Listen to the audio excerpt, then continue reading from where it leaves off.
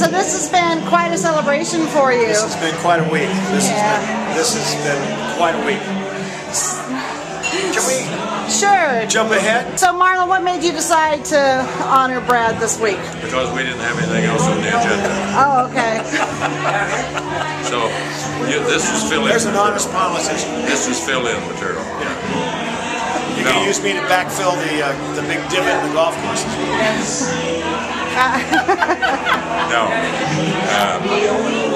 We talked about this project in November, early November, and with the board of the YEI, and then I got delayed for a few weeks. Yeah, you had a little departure from it delayed what we were going to do. The time frame was the same. We had more time to plan it. And so his board was very proud of it. And we, the community, are very proud of it. Saw an opportunity. So thank you, Brad, for what you do. And I said, let's do it. Good. I tell you, the mayor approached me, you know, back there in November, December, and he said, "No, you're coming on to a major milestone, and I think we ought to." And I tried to cut him off. And no, it's just another day, and I'm a lucky guy to get to do my work. He goes, you know, this doesn't happen every day. It took 35 years. Yeah. It took 35 years. Doesn't feel like. You know, all the folks that have not been a part of the old town don't realize what they're missing, because the spirit of this community is very different than what a lot of people think it is. And I think we have a goal to go back and look where we came from, and then start planning what we do with that area. That's beautiful, Mr. Mayor. You know what I've been saying when everybody says to me, "Oh, Prescott's gotten so big and it's gotten so," I say, you know, it's the same Prescott. There's just more of it. And this is embodiment of that. You know, this is one of our founders and one of our leaders in our community who we came back into the ring to get done what needs to get done, and now you're going back into the ring to get done what needs to get done. We're going to try it, Brad. And that's old Prescott. That is today's Prescott. And good night, Bears. Nice try sneaking out, you know. Nice try sneaking out. And good night.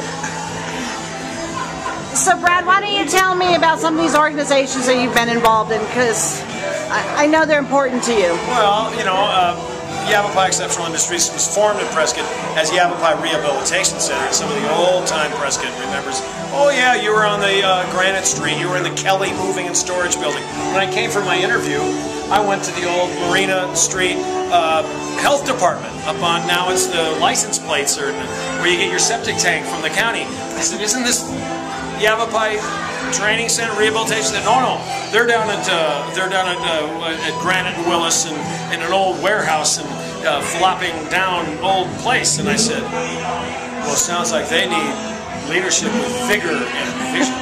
And I show up at my interview at 22 years old, and I got hired on Thanksgiving weekend, the Friday after Thanksgiving, to meet with the board of directors. And I show up in my Levi's and my, much like I am today, and Henry Dahlberg said, oh no, you can't go to a job interview like that. And he pulls out of the closet, and he gets me now in a Brooks Brothers sport coat, and the slacks, and the dress shoes, and the whole dang thing right down to the chonies. And I show up for the board meeting. They've all been duck hunting in Watson Lake. And they're in waders and camo, and they're looking at me like, what the hell did we get into?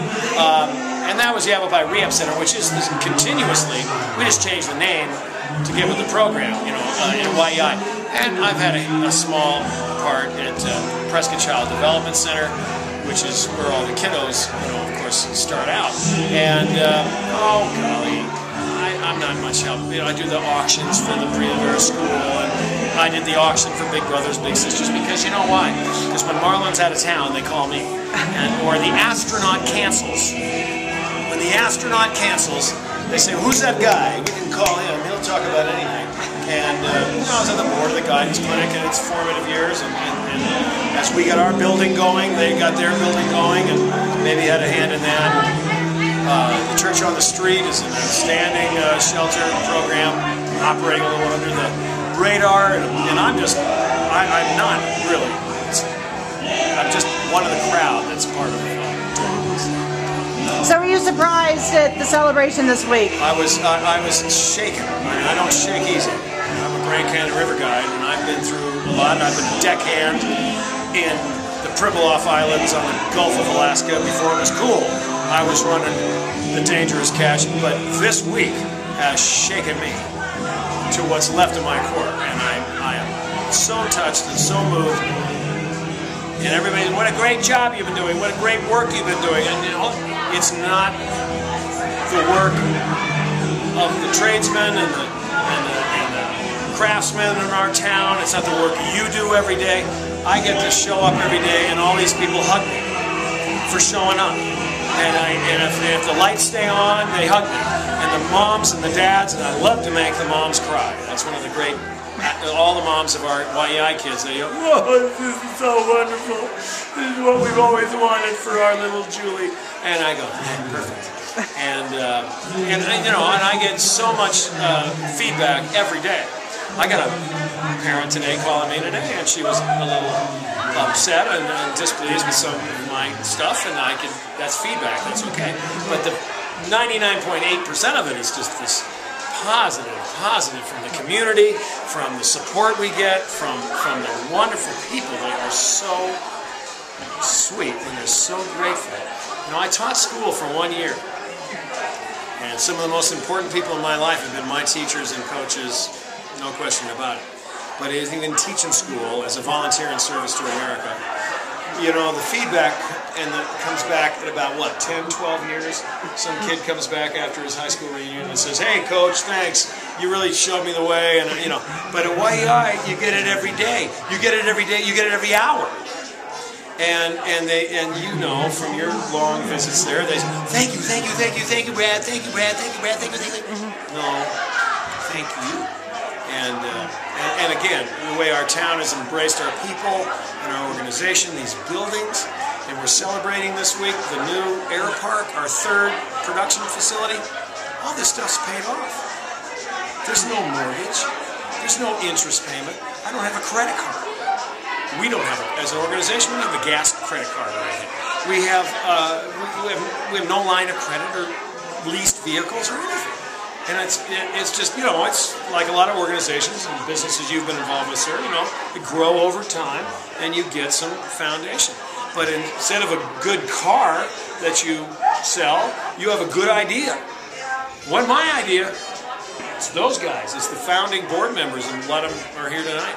But they gave me the job, and they said, "Go for it." And one of the things they said is no waiting list. No waiting list. Every kid that shows up at your place, there's a family that's stressed because what am I going to do with our 45-year-old Johnny? Who's going to stay home and look after him? And so you get them in, man. And so hence, every 10 years, we got to build a new building. And that's what we're doing this month. And it's all been good. I don't get a bad day. You have anything you want to add, Mayor? No, what more could you say? One. Right. But, you know, as I've been fortunate enough to go visit with folks, relationships are so important. And I dwell on that because you never know what point in time a relationship that you might have had 20 or 30 years ago will come back and help you. Because it's that critical. So what we do it the best you can. And be very proud of it. You know something? This little show that you put on tonight, you and the president of our board, Mr. Earl Risden, how many times I've been approached tonight by people in my rapidly approaching middle age. I'm not remembering exactly how it is that we're acquainted, but they say, "You came and spoke to our club. You helped my brother-in-law out. You brought my nephew in." And I go, "Really?" And you know, you do what you do every day. That's what it's all about. Thank you, Lynn, for what you do for our community. Thank you. And we'll see you in the next show. Yeah.